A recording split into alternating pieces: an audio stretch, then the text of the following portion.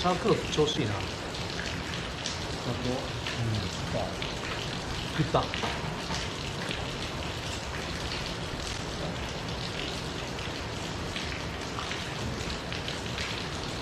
の本はめっちゃ聞きます。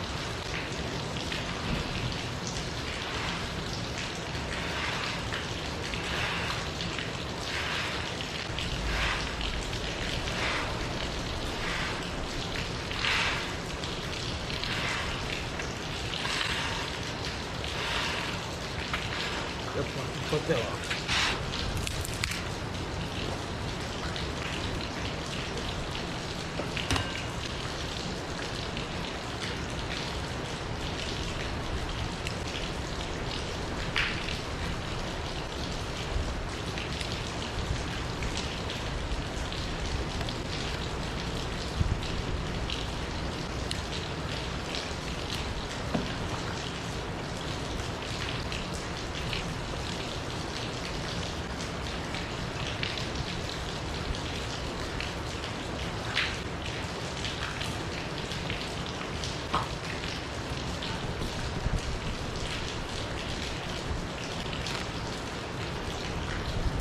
ペグだって最低3本でいいし、上から吊るせばポールいらんし、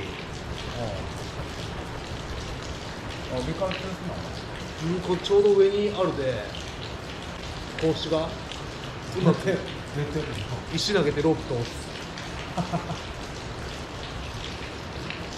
こりゃ一番ワイルドやろ。